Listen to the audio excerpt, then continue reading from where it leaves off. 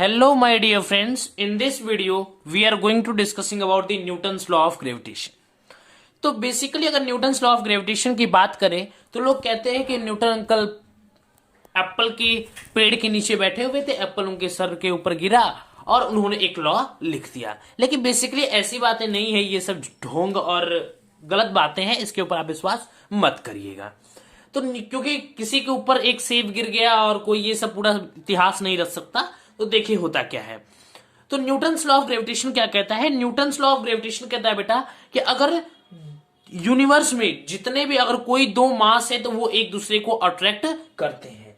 Newton's law of gravitation का statement कहता है कि every body in universe attract every other body. इस यूनिवर्स में जितने भी बॉडी हैं वो एक बॉडी दूसरी बॉडी को अपनी तरफ अट्रैक्ट करता है, ठीक है, with a force that we called as gravitational force. एक फोर्स एक्ट होती है दोनों के बीच में जिसको ग्रेविटेशनल फोर्स के नाम से जानते हैं, ठीक है बेटा। अब ये जो देखिए यहां पे होता क्या है, मान लेते हैं यहां पे एक मास m1 है और ये एक मास m2 है, ठीक है। मान लेते हैं दो मास है, इन दोनों के बीच का जो डिस्टेंस है बेटा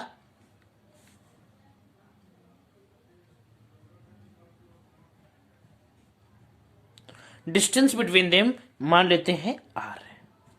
क्या है? r। तो both mass attract each other with the force.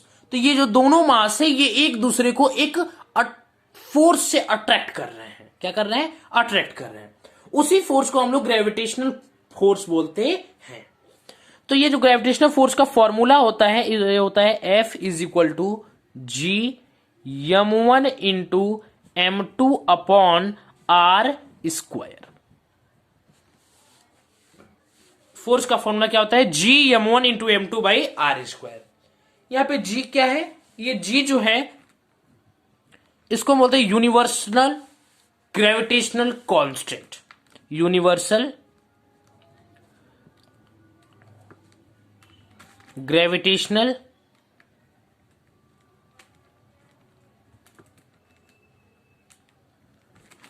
Constant. ये जी की वैल्यू है, इसको बोलते हैं यूनिवर्सल ग्रेविटेशनल कांस्टेंट। ये जो जी की वैल्यू होती है बेटा, वो जी का जो वैल्यू होता है वो होता है 6.67 into 10⁻⁻11 newton metre square kg square, ठीक है। ये फोर्स बहुत ही कम होती, ठीक है, ये फोर्स बहुत ही कम होती है। और ये जो फॉर्मूला है G m1 into m2 by are square, ये सिर्फ पॉइंट मास के लिए वैलिड है। मान लेते एक अर्थ है और एक सन है, ये एक दूसरे से बहुत बहुत बहुत दूर पे रखे हुए हैं, ठीक है। तो उस सिचुएशन में यहां पे हम लोग इसको फॉर्मूला लगा सकते हैं, क्योंकि अर्थ के लिए सन क्या हो गया? पॉइंट मास हो गया, और सन के लिए अर्थ क्या हो गया? वो भी एक पॉइंट मास हो गया। तो ये जो फॉर्मूला है ये वैलिड होता है फॉर पॉइंट मास। तो यहां पे लिख देते हैं both mass attract each other with the force. यहां पे लिख देते हैं हम लोग both mass attract each other with the force. ये दोनों मास एक दूसरे को एक फोर्स से अट्रैक्ट कर रहे हैं। जो फोर्स है उसको बोलते हैं यूनिवर्सल ग्रेविटेशनल फोर्स। क्या बोलते हैं? Universal gravitational force. और यहां पे जो जी है वो उसको बोलते हैं यूनिवर्सल ग्रेविटेशनल कांस्टेंट। इसकी वैल्यू होती है 6.67 into 10⁻11 newton metre square kg square, ठीक है बेटा। अब देखिए इस जो ये जो फोर्स एक्ट होता है इसके कुछ प्रॉपर्टीज होते हैं। देखिए फर्स्ट प्रॉपर्टीज, पहला ये जो फोर्स है ये अट्रैक्टिव नेचर का होता है। क्या होता है बेटा? अट्रैक्टिव नेचर का, मतलब एक दूसरे को ये अट्रैक्ट करते हैं, चिपकना चाहते हैं। तो जनरल सा एक क्वेश्चन आपके माइंड में आया होगा कि सर अगर एक बॉडी दूसरी बॉडी को इस यूनिवर्स में अट्रैक्ट करती है तो हम और कोई और या फिर ये दोनों बॉडी है, ये दो बॉडी आपस में क्यों नहीं चिपक रहे हैं? जैसे ये है और ये कॉपी एक दूसरे से क्यों नहीं अट्रैक्ट हो रहे हैं? क्योंकि बेटा यहाँ पे जो जी की वैल्यू ये बहुत ही कम हुए, क्या है, ये जी की वैल्यू बहुत ही कम है, 6.67 इंटू 10⁻11 है। और इन दोनों बॉडी का मास कितना होगा, मैक्सिमम होगा 10 केजी, मैक्सिमम की मैं बात कर रहा हूं, 5 केजी, 2 केजी, 3 केजी मैक्सिमम होगा। तो अगर ये जो मैक्सिमम वैल्यू 3 केजी, 2 केजी है, तो ये जो जी की वैल्यू है उस वैल्यू को और ज्यादा कम कर देगी। तो वहां अगर वैल्यू जितना ज्यादा कम हो जाएगी तो वहां पे फोर्स की वैल्यू उससे ही ज्यादा कम हो जाएगी। ठीक है, इस वजह से क्या होता है, एक बॉडी दूसरी बॉडी को अट्रैक्ट नहीं कर पाता, क्योंकि वहां पे फोर्स की वैल्यू बहुत ही निग्लेजिबल हो जाती है। क्योंकि वहां पे उन दोनों के बीच का जो मास है, उन दोनों बॉडी का जो मास है, वो उस मास को हम लोग इस जी वाले वैल्यू से मल्टीप्लाई करते हैं। मान लेते M1 का वैल्यू है 5 केजी, M2 का वैल्यू 10 केजी। अगर M5 गुणते 10 करेंगे 50 हो जाएगा, और 50 को आप इस वैल्यू से मल्टीप्लाई करोगे तो ये वैल्यू और छोटी आ जाती है। और वैल्यू जब ये और छोटी आ जाती है तो ये फोर्स की वैल्यू और ज्यादा ही छोटी हो जाती है। इसी वजह से एक बॉडी दूसरी बॉडी को अपनी तरफ अट्रैक्ट नहीं कर पाती है। क्लियर हुआ? तो पहला बात कि ये अट्रैक्टिव नेचर का होता है। कैसा होता है? Attractive nature. ये फोर्स कैसा होता है? ये फोर्स होता है अट्रैक्टिव नेचर का। सेकेंड, ये फोर्स कैसा होता है बेटा? Force is independent of medium. Force is independent of medium. लिख लेना, उसको बताता हूं आपको मतलब। Independent of medium. ये जो फोर्स है ये मीडियम पे डिपेंड नहीं करती। आप इसको पानी में बुड़ा करके रखिए या फिर तेल में बुड़ा करके रखिए, हर जगह ये जो फोर्स की वैल्यू होगी वह कांस्टेंट होती है। यह कहीं भी किसी मीडियम पे डिपेंड नहीं करती। थर्ड, एक और होता है कि F act on 1 due to 2 is equal and opposite force F due to 2 on 1। मैं कहने का मतलब यह है कि ये जो फोर्स होती है वह एक दूसरे के अपोजिट होती है, इसलिए यहां पे माइनस साइन लगाया गया है। फोर्थ, एक और प्रॉपर्टी इसका होता है only valid for point mass. ये जो फॉर्मूला है बेटा ये ओनली वैलिड है पॉइंट मास के लिए, इसको मैं लिख दे रहा हूं, only valid for point mass.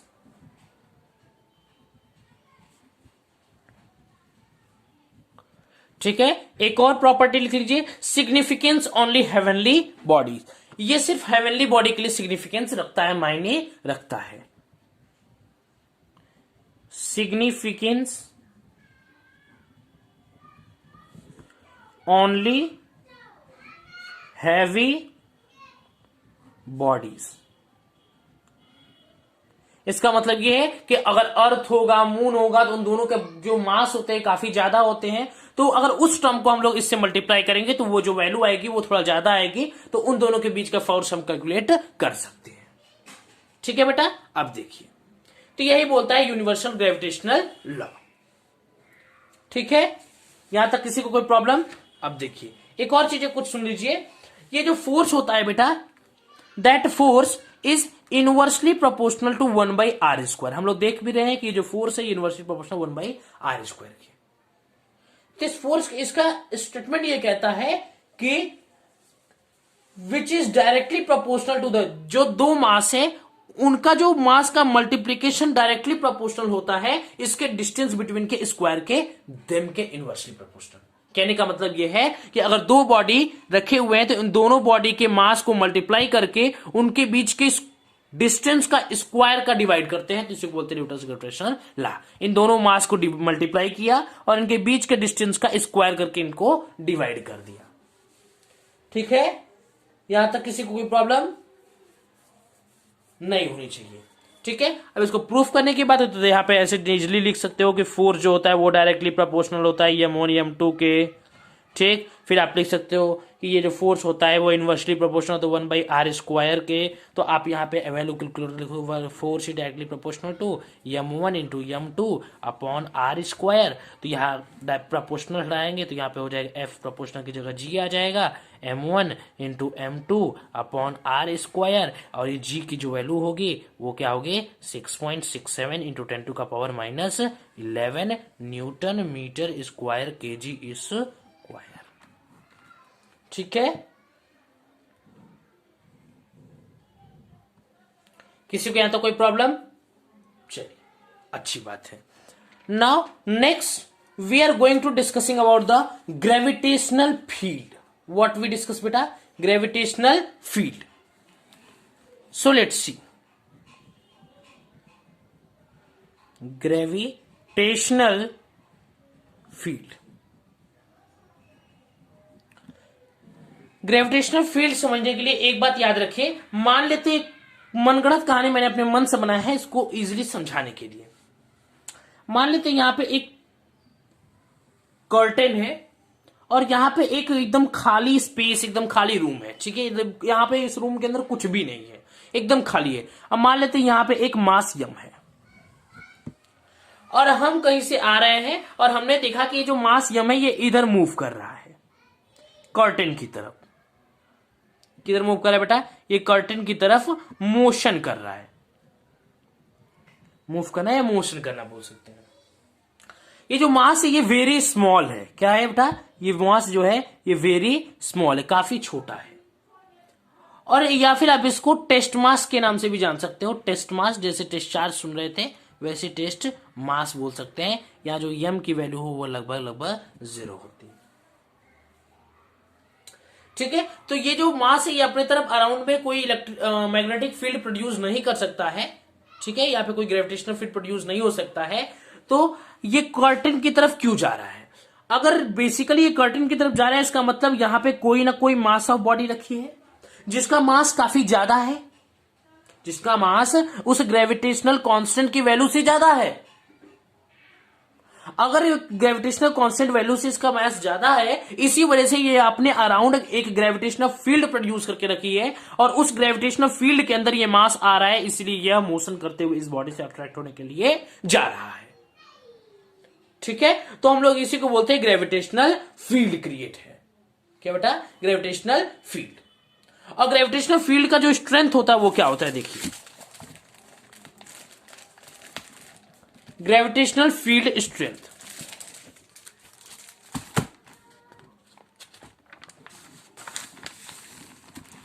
Gravitational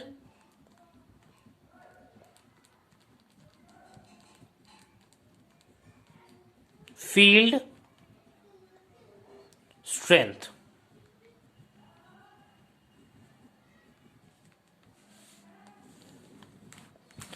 तो बेटा ग्रेविटेशनल फील्ड स्ट्रेंथ को हम लोग ई से डिनोट करते हैं। किससे डिनोट करते हैं? ई वेक्टर से। ये डायरेक्शन पे डिपेंड करती है, ये एक वेक्टर क्वांटिटी है। It is a vector quantity, ठीक है बेटा।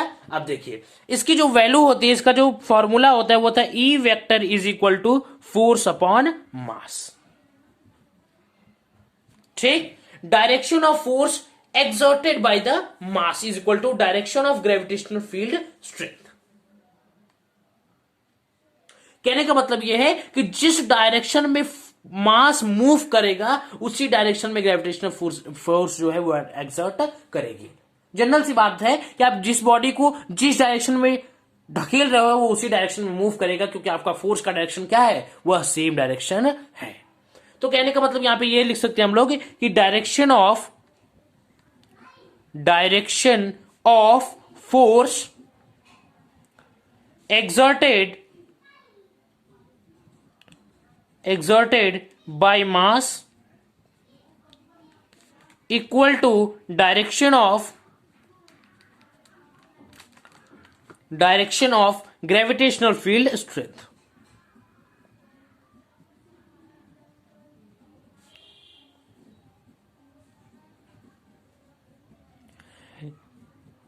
जिस डायरेक्शन में फोर्स एक्सर्ट होगा उसी डायरेक्शन में ग्रेविटेशनल फील्ड स्ट्रेंथ होगी, क्योंकि यहां पे ग्रेविटेशनल फील्ड स्ट्रेंथ की वैल्यू क्या है? F/m,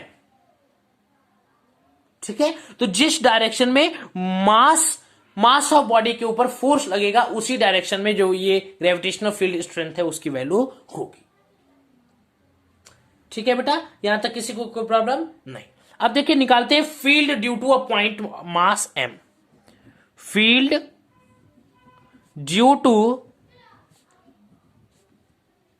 पॉइंट मास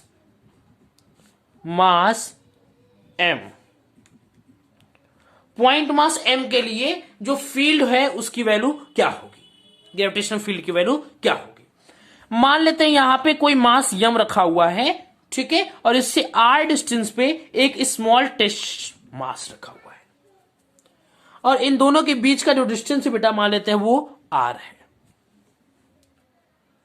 ठीक है। तो according to the Newton's law of gravitation क्या होगा, F is equal to G small m capital M by are square. और यहां पे ग्रेविटेशनल फील्ड या ग्रेविटेशनल स्ट्रेंथ की वैल्यू क्या होगा, फोर्स बाई मास होगी। तो यहां पे फोर्स की जगह ये वैल्यू पुट कर सकते हैं, लिख सकते हैं G small m capital M by are square upon m, m से m कैंसिल, तो क्या हो जाएगा, E वेक्टर की वैल्यू हो जाएगी G capital M by are square. फिर से एक्सप्लेन कर रहा हूं, मान लेते हैं यहां पे कोई मास m रखा हुआ है, इससे r डिस्टेंस पे कोई ये टेस्ट मास रखा हुआ है, ठीक है। तो यहां पे according to the Newton's gravitation law ये दोनों मास अगर रखे हुए इनके बीच का डिस्टेंस r है तो फोर्स का फॉर्मूला क्या हो जाएगा, G M M by are square. और इलेक्ट्रिक स्ट्रेंथ की वैल्यू क्या हो जाएगी, सॉरी ग्रेविटेशनल स्ट्रेंथ की वैल्यू क्या हो जाएगी, फोर्स बाई मास। तो फोर्स की वैल्यू क्या होती है, G M M by are square, और मास की वैल्यू अपॉन एम से M cancel, G M by are square. तो ग्रेविटेशनल स्ट्रेंथ की वैल्यू क्या है, G M by are square. यहां तक किसी को कोई प्रॉब्लम, बहुत बढ़िया।